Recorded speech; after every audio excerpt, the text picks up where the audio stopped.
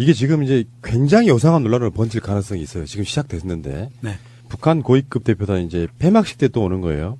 김영철 통전부장이면서 현재 노동당 중앙위원회 부위원장인 김영철 부위원장이 지금 폐막식에 참석하는데요. 니성권 조평통위원장보다 더 직계에 있는 더 높은 자리에 있는 거예요. 네, 쉽게 말해서 완투쓰리 다 온 겁니다. 네. 네. 완투쓰리 다 오는 거예요. 근데 문제는 빨리 그쪽으로 저는 그 논란으로 가고 싶은데 어쨌건 김영철 통일선전부장이 내려오고 2박 3일 일정으로 지금 우리나라에 내려온다는 거거든요. 네, 대통령이 직접 만나겠다고 또 선언하셨죠. 네. 그리고 23일에는 방송 나가는 오늘이에요. 23일에는 이방카가 또 옵니다. 예. 이방카는 공식 직책이 있어요. 백악관의 선임 고문이에요. 비선 실세라고도 하죠. 문고리 3인방 중 한 명이죠. 아니 한국의 비선 실세 논란 국정농단 사태를 보고 트럼프가 자리를 만들어준 거예요. 그렇죠. 그렇죠. 맞아요. 공적인 자리를 만들어줘야 되는 만들어준 거예요. 그래서 오르내리고 이런 이상한 얘기가 없어지니까 공적인 자리를 주는 그러니까 지금 김정은도 김여정을 그대로 두면 비선 실세가 되는 거잖아요. 그래서 자리 하나 만들어준 거다 이렇게 보거든요. 쉽게 말해서 법인 카드를 쓸 수 있는 거죠. 그렇죠.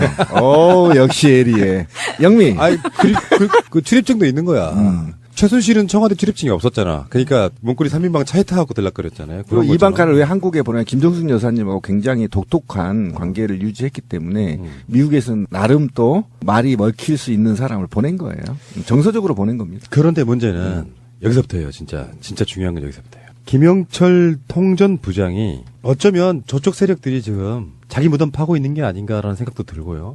천안함 사건인데 대남 도발의 총책인 천안함 사건 당시에 정찰총국장이었던 시절이 있었어요. 김영철이. 그때 천안함 폭침 사건이 일어났던 사건이거든요. 그러니까 지금 현재까지는 대한민국에서 천안함 사건은 북한의 김영철이 주도했다 이렇게 지금까지 알려져 있었단 말이죠. 그렇다면 북한이 자기들이 필요한 어떤 평화 모드에 천안함 폭침의 주도자인 김영철을 내려보낼 수 있을까요? 저는 일단 그런 질문 한번 던져보고 싶은 거예요. 그래서 당장 오늘 자유한국당이 의원총회를 엽니다. 긴급 의총을 열어서 천안함 폭침의 주범 김영철 한국당 밟을 수 없다 이 논란으로 들어갑니다. 지금. 그런데 그 좋은 질문을 했어요. 남한에서 일단은 첫 번째 의문이 하나 있는 거예요. 천안함을 북이 침몰시켰느냐에 대한 의문이 아직 끝나지 않았습니다. 그죠? 아직 끝나지 않았죠. 그 다음에 제가 이것 때문에 지금 굉장히 정말 충격을 좀 먹었는데 신상철 대표가 이 말이 이제 절호의 기회가 왔다 나는 이런 생각이 드는 거예요. 하늘이 도와주고 있어요. 예, 아까 우리 권 PD가 말한 대로 지금 김정은이 원투쓰리를 다 보낸 거거든요. 그리고 여기에 엄청난 공력을 지금 들이고 있는 겁니다. 화해 무드로 평화로 가기 위해서. 그다음에 이걸 계기로 사실은 북한이 원하는 게 영구평화협정 아닙니까? 정쟁이 종식하자는 겁니다. 이런 건데 여기에 과연 정말 북한이 천안함을 침몰시킨 당사자 2009년도 인민군 정찰총국장을 맡았거든요. 그럼 거기에 지휘하에 있었다는 거예요. 만약에 그때 공격했다면. 그러면 이 사람을 생각 없이 내려보내겠느냐. 그러면 내려보내면 문재인 대통령이 코너에 몰릴 걸 알면서 모를 리가 없거든요. 알면서 내려보냈느냐. 그러면 지금까지 북한이 주장한 대로 우리는 천안함 폭침한 적 없어. 라고 얘기한 걸 증명하는 계기로도 삼을 수 있다. 이게 만약에 반전이 된다면 오히려 더 맞아요. 남북 관계가 개선될 수 있다라는 사항을 계산하고 있어 본다면 지금 제가 볼 때는 이 논쟁은 절대 뒤로 물러서지 말고 붙어야 된다. 그 저번에 네, 어제도 방송에서 우리가 그런 이야기 했거든요. 김태효 전략기획비서관이 이명박 시절에 북한 당국자를 만나서 천안함 사건은 당신들이 해준 걸로 해줘라고 돈 봉투를 건넸다는 것까지 우리가 알고 그렇죠. 있어요. 알고 있죠. 우리 국민들이 네. 알고 있죠. 그 정도 상황인데 지금 자유한국당이 벌떼처럼 들고 일어나서 김일성 가면 이후에 또 하나의 건수를 잡았다 싶어서 지금 긴급 의원총회를 연 겁니다. 근데 북한은 이 논란이 번질 걸 저는 알고 있었다고 봅니다. 그렇죠. 예상하고 있었죠. 당연히 예상하고 내려보내는 거예요. 그러면 한국 내에서 이제 그 논란이 다시 점화될 거고 천안함 폭침에 대한 북한이 했다는 증거가 없어요. 오히려 그렇지 않은 증거들이 너무나 넘쳐나기 때문에. 아니, 그 펜으로 1번 써가지고 북한이 했다는 게 말이 됩니까? 상식이 안 나는 거지. 그 모나미 파란 매직. 모나미였나? 예, 파란 매직 1번. 그 얼마나 빚고 왔습니까, 우리가? 통일전선부에 대해서 잠깐 좀 말씀을 드리면 이 공식 명칭은 통일전선 사업부고요. 정확한 공식 명칭은 조선노동당 통일전선사업부예요. 근데 이게 북한에는 대남 사업을 하는 좋은 거든 나쁜 거든 대남 사업을 하는 대남 공작기구가 3개가 있어요. 이 3개가 방금 말씀드린 조선노동당 통일전선사업부, 그리고 작전부, 대외연락부 이렇게 3개를 놓고 하는데 여기에서 지금 통일전선 사업부거든요. 김영철이. 그러면 통일전선 사업부는 하는 일이 핵심적인 일이 뭐냐 하면 우리 흔히 알려져 있는 것처럼 대남 선전선동, 대남방송, 삐라살포, 친북조직관리 뭐 기존엔 이렇게 이야기를 해왔었어요. 그런데 여기에서 통일전선 사업부의 핵심 사업은요. 개성공단 관리입니다. 이 통일전선 사업부가 하는 일은 개성공단을 관리하기 위해서 북한에 투자하는 우리 남쪽 기업들을 총괄 관리를 해요. 그러면서 그 남쪽 기업들은 어디가 관리하죠? 통일부가 하잖아요. 국정원하고. 이 두 기관과 직접적인 연락 채널을 담당하고 있는 게 통일전선 사업부예요. 무슨 말씀이냐 하면 예전에는 서로 막 총뿌리 겨누고 정말 죽일 놈 살릴 놈 하던 시절에는 적이었지만 그 이면에 그 속에서 어떻게든 대화 채널을 유지하면서 교류를 해가던 사업부 중에 하나가 통일전선 사업부라는 거예요. 굉장히 중요한 겁니다. 그래서 개성공단이 곧 열린다는 말이 이제 여기서 나오는 거죠. 예, 그래서 제가 예측하기에는 이 통일전선 사업부장인 김영철이 온다는 의미는 이 김영철을 맞대면할 수 있는 우리나라의 최고 당국자가 누구냐? 국정원장이거든요. 반드시 김영철이 오면 우리 서훈 국정원장을 독대하게 돼 있어요. 그리고 바로 다이렉트 연락 채널을 만드는 겁니다. 그렇죠. 그리고 그 다음 단계가 뭐냐 하면 개성공단을 회복하는 것이 목적이 될 수가 있어요. 그만큼 중요한 사업이라고 남북이 공히 인정했던 사업이었고 이것이 오이사 조치로 말도 안 되게 천안함 폭침이라는 그런 말도 안 되는 논리로 인해서 북한과 완전 대결 구도를 다시 몰고 갔던 이명박 정권이 정권 하에서 이런 문제가 벌어졌는데 이것을 다시 회복하기 위해서는 통일전선 사업부하고 국정원 통일부가 합치지 않으면 회복이 안 돼요. 금강산 관광도 그렇고요. 그렇죠. 근데 어쨌든 와서 만약 김영철 부위원장이 와서 천안함 우리가 북침 안 했습니다. 이렇게 침몰시키지 않았습니다. 이렇게 한마디 해줄 수도 있다. 저는 이런 생각이 들어요. 아, 거기까지 반전이죠. 거기까지는 너무 이게 큰 선물을 주지 않을까. 이건 상전벽해라고밖에 볼 수 없는 게 어제 방송에 똑같이 이야기했는데 남북 관계가 경색된 게 천안함 사건이잖아요. 그렇죠. 그리고 오이사서치로 쭉 이어졌단 말이에요. 그 당사자로 지목된 사람이 그러니까 우리는 그렇게 일반 언론들은 그렇게 알고 있는 거잖아. 저쪽이 그랬건 안 그랬건 상관없이. 근데 그 당사자가 이 예민한 시기에 자기 이름을 걸고 내려온다. 더군다나 김영철은 지금 대북 제재 대상 중에 하나예요. 네, 그렇죠. 맞습니다. 유엔에서 하는 거. 네. 그러니까 그 상태에서 내려온다고 하는 거는 이 논란이 증폭되면서 사실은 천안함을 폭침으로 조작한 세력 엿먹어라 그런 의도가 있다고 바로 보는 거예요. 그겁니다. 그래서 자유한국당이 지금 발끈하고 의원총회를 했던 이유가 뭐냐면 만약에 김영철이 말 한마디 제가 원하는 대로 말 한마디 잘못하면 자유한국당 영구 해체고요. 그리고 이 나라의 보수 세력들은 앞으로 향후 30년 동안 정권을 못 잡아요. 천안함 진실이 밝혀지면 우리 그렇게 알고 있었잖아요.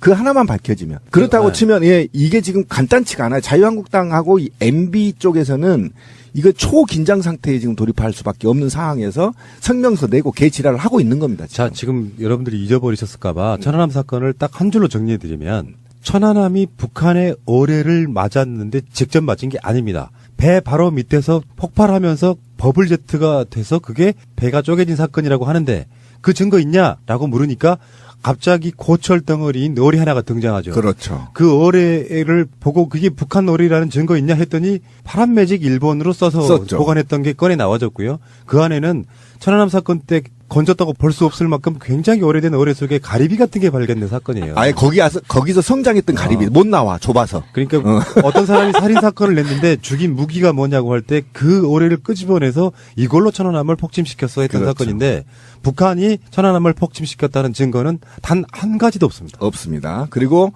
만약에 북한이 시켰다고 쳐 세계 최고의 미국도 없는 기술을 보유하고 있는 겁니다. 저는요 정권 교체가 돼서 천안함 사건은 언제 재조사하나 생각했었거든요. 근데 이게 재판 중인 사안이기도 하고 그래서 아직 안 지금 끝났어요. 재판 중에 있죠. 신상철님 네. 지금 7년째 저러고 있는데 대박 났습니다 지금. 그러고 있는데 셀프로 사건을 다시 논란을 증폭시켜주니 얼마나 좋아? 역시 새가 날아든다가 오랜 시간 동안 여기저기 이렇게 발을 담궜던 보람이 있다 오늘부로. 그거를 전문용어로 새날빨. 네, 그렇게 얘기하죠. 저는 이제 곰곰이 생각을 해봤어요. 왜 김영철과 김여정 1, 2, 3, 4를 다 남한에 내려보내느냐. 근데 김영철은 사실은 우리가 잘못할 수도 있어요. 국정원이 우리한테 잘못 심문할 수도 있어요. 대남 강경파라고 얘기를 하고 있는 거잖아요. 김영철이. 원래 이제 대남 강경파인데 그러면 김정은 위원장이 왜 1, 2, 3, 4까지 다 내려보내느냐. 그럼 그중에 이제 강경파들도 있단 말이죠.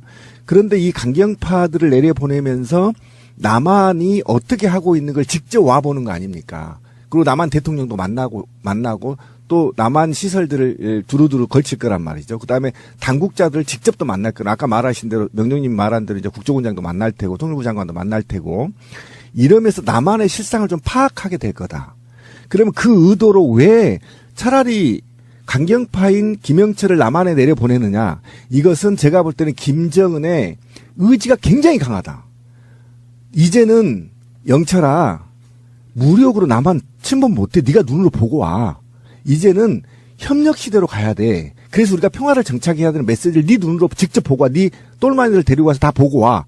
라는 것으로 판단을 해본다면 지금 평창올림픽이 끝나고 이후에 남북한의 급격한 화해 무드로 발전할 가능성이 굉장히 높다. 그러면 이제 북한에서 굉장히 군을 장악하고 있는 세력들이 다 내려와서 보고 그다음에 이제 북한에 가서 자기들도 회의할 거 아닙니까? 회의에서 야 이건 남한을 보니까 이제는 뭐 어쩔 수 없다. 우리 평화로 가자. 이렇게 돼서 제가 볼 때는 우리가 상상을 초월한 만큼의 평화 무드로 갈 가능성이 굉장히 높습니다. 그리고 김정은의 개혁 개방 정책을 바로 시행할 가능성도 굉장히 있습니다. 이런 측면에서 김영철이 남한이 정치적으로도 굉장히 의미가 있는 거란 말이죠. 그래서 지금 극우나 보수 언론들이 지금 못 내려오게 극구 지금 막고 막 지랄을 하고 있는데 저는 내려와야 된다. 그리고 우리 대통령 만나서 같은 민족 탁 터놓고 얘기하면서 한반도의 발전을 기약했으면 좋겠다. 굉장히 난 좋다. 김영철 통일전선사업부 부장이 대한민국의 대표단으로 내려온다는 의미는 사실은 북한에서도 의도하지 않았던 내지는 우리로서도 의도하지 않았던 간에 자유한국당 전 집권 세력들에 의한 어마어마한 반발이 있을 것이라고는 명약관화하거든요. 그리고 벌어지고 있고요. 이미 발표되는 날. 그렇다고 했을 때 사실은 이게 굉장히 큰 저울대가 될 수도 있어요. 무슨 말씀이냐면 북한의 입장에서는 니들이 그렇게 주장한 폭침이라고 주장한 당시의 당사자, 총지휘자가 이 사람인데 김영철인데 이 사람을 내려보내요. 그러면 대한민국이라는 나라가 이 사람을 받아들여서 품고 그리고 반발하는 극우 세력들로부터 이 사람들을 보호하면서 품고 평화 통일을 위해서 나아가는 모습이 진정성 있게 보일 것이냐 아닐 것이냐를 북한에서는 볼 거예요. 무슨 말씀이냐면 대한민국의 정부가 문재인 대통령이 과연 주위의 어마어마한 어려움과 압박을 견디면서도 평화를 추구할 수 있는 그런 강단 있는 사람이냐 아니냐를 판단을 할 수가 있다는 거냐, 북한은.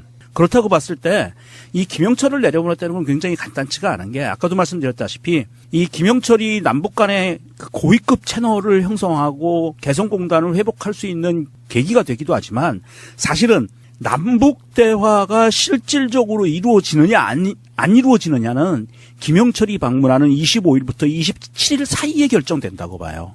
대통령과 문재인 대통령과 김정은 위원장이 만날 수 있는 거는 25일 날 들어와서 김영철이 들어와서 27일 날 가는데 2박 3일 동안 기간에 26일 날 하루 일정을 청와대에서 어떻게 보내느냐에 따라서 이거는 4월이 되느냐 5월이 되느냐 뭐 10월이 되느냐 이런 기간 더하기 되느냐 안 되느냐가 결정이 된다는 거죠. 더 빨라질 수도 있고요. 네. 너무 과하게 나가는 건 좀 그렇고. 그렇죠. 이제 뭐 이방카도 오고 뭐 그래서 북미가 만나느냐 뭐 이런 여러 가지 것들이 있는데 일단 김영철이 방남하는 상황에서 지금 오늘부터 천안함 폭침에 관련된 논쟁이 시작될 겁니다. 자, 그리고 청와대에서 입장이 일부 이제 비실명으로 나왔어요. 그러니까 뭐냐면 기자들이春추관에서 물어본 결과 이제 그렇다는 겁니다. 천안함 북침의 주역에 김영철이라고 되어 있는데 그 사람이 오는 거에 대해서 청와대는 그럼 어떻게 생각하느냐는 질문에 김영철이 폭침했다는 근거가 있나요? 라고 질문을 대받았다는 거예요. 그러니까 청와대는 이미 기준이 섰다는 것이고요. 그다음에 근거 가져와봐 그러면. 폭침한 그 근거 가져와봐. 지금 이런 얘기를 지금 간접적으로 하고 있다는 거라고 보면 김영철이 이제 남한에 내려온 거에 대해서는 우리가 상상을 초월하는 선물을 가져올 가능성이 굉장히 높다. 저는 그렇게 봅니다. 이 천안함 논란이 다시 재점화되면서 스스로 셀프로 지금 무덤을 파고 있다고 생각이 들어요. 보통 사건에 있어가지고 의혹이 남아있는 사건은 그만한 이유가 다 있는 거거든요. 그렇죠. 근데 이 천안함이 뽀개져서 침몰한 상황에서 폭발했다는 어떠한 증거도 나오지 않았고요. 천안함 관련해서 폭발로 배가 쪼개진 게 아니라는 증거는 몇십 가지가 돼요. 그렇죠. 이 상황에서 지금 이 논란이 죄점화되는 건 진실을 밝히기를 원하는 하늘의 뜻이라고 저는 봅니다. 정말 웃기는 상황이 됐고요. 예를 들어 간단히 쉽게 들으면 동네에 어떤 사람이 자고 있는 자동차에 불이 났어요. 근데 이러저러한 이유를 들어서 그 차에 그 시간에 간 적도 없는 어떤 이웃을 지정해놓고 저 새끼가 범인이라고 계속 손가락질 해왔던 거예요. 근데 저 사람이 이 차에다가 불을 질렀다는 증거는 단 한 가지도 없고 본인들도 불 지르지 않았다. 내가 저 차에 불을 질러야 될 이유가 없다라고 계속 항변했던 사건이거든요. 그러나 그 사건 이후에 이명박 정권은 굉장히 많은 것들을 얻었죠. 사건에 있어가지고 조작은 누가 이득을 보느냐 이런 관점으로 보시면 될 것 같고요. 요거는 굉장히 재밌는 상황으로 좀 들어가는 거예요. 자, 알겠습니다. 잠시 후에 오겠습니다. 자, 이제는 천안함 사건의 원죄를 가지고 있는 이명박을 얘기해 보겠습니다. 생각해보니까 다스, 국정원 특활비, BBK, 4대강, 자원외교 다 빼고 이명박의 첫 번째 범죄는 저는 이 사건, 천안함 사건이라고 보는 입장이거든요. 아, 또 열받네. 천안함을 계속 갈까요? 몇 시간 할 수 있는데? 그렇죠. 이 천안함 때문에 어쨌든 우리가 종북 메카시가 확대됐고 이 사회에 그다음에 많은 사회에 그 부정부패들이 꿈틀거렸던 사건이에요. 굉장히 좋습니다. 왜 그러냐면 이게 사실은 광우병하고 맞물려 있어서 굉장히 지금 MB 정부가 코너에 몰린 상황이었고 국민 앞에 사죄까지 했던 상황이었는데 급반전한 사건이 이 사건이거든요. 그래서 굉장히 이 사건은 어쨌든 이제 점화되고 논쟁을 이렇게 우리가 쫄지 말고 이건 논쟁을 해야 된다. 지금 트위터를 보면 자꾸 이제 쫀 분들도 있는데 이거는 증거 가져와. 그럼 당장 누구도 증거를 가져오지 못합니다. 국방부가 사건 진상조사를 발표할 때 그 뒤에 별들이 쫙 앉아요. 그리고 그거 발표합니다. 우리는 북한한테 쳐맞아서 어떤 방비도 하지 못하고 우리의 생태 같은 목숨을 수십 명 잃었어요라고 이야기합니다. 그래놓고 그 상황에서 징계받은 별들은 단 한 명도 없습니다. 훈장 받았죠. 그 원조 이명박인데요. 생각해보니까 이명박이 오늘 또 이 에피소드를 지배하는구나. 씨발 진짜. 가장 최근에 나온 이명박 소식은 이제 전하고 싶지도 않아요. 뭐 다 나왔는데 뭘 전해. 근데 언론들은 부지런히 더 뭔가 단독을 냅니다. 강경호 이게 이명박 최측근 현재 다스 사장이에요. 현재. 예, 맞아요. 다스는 MB 것이다 라고 검찰에서 진술했습니다. 그러니까 나올 건 다 나온 거죠 이제. 어저께 손석희의 뉴스룸에 손석희 앵커가 막 보도를 하다가 앞에 리드멘트에서 그러더라고요. 지금까지 우리는 다스는 누구 거냐고 외쳐왔습니다. 검찰에 따르면 다스는 이명박 대통령의 것입니다. 이런 멘트가 있었어요. 다스는 이명박 전 대통령의 것입니다. 다스는 이명박 전 대통령의 것입니다. 주진우 기자 등 해서 다스는 누구 겁니까를 계속 외쳐왔잖아요. 10년을 했죠, 10년을. 공식 방송의 앵커가 검찰을 인용하긴 했지만 다스는 이명박 전 대통령의 것입니다라고 이야기를 하더라고요. 이제 답을 했죠. 그런데 강경호가 이쯤에서 자기도 불 수밖에 없었다는 게 1월 말에 이동영이 그 녹취록에 의하면 강경호가 나도 이제 옷을 벗어야 될 때가 온 것 같아라고 말하는 부분이 나오거든요. 그래서 이 강경호에 대해서 조금 찾아봤더니 이 사람이 46년생이에요. 현대그룹 공채 출신이고 한라중공업 사장을 했고 한라그룹 부회장을 했습니다. 이명박이 서울시장이던 2003년부터 서울메트로 사장을 했고요. MB 정부 초기에 2008년 6월 코레일 철도공사 사장에 취임을 합니다. 그렇지만 5개월 만에 강원랜드 관계자로부터 금품을 받은 혐의로 사임을 하게 되고요. 여기서 징역 1년 6월에 집행유예 2년을 받고 추징금 5천만 원을 선고받습니다. 그 이후에 바로 2009년 6월에 다스 사장에 취임을 하게 됐는데요.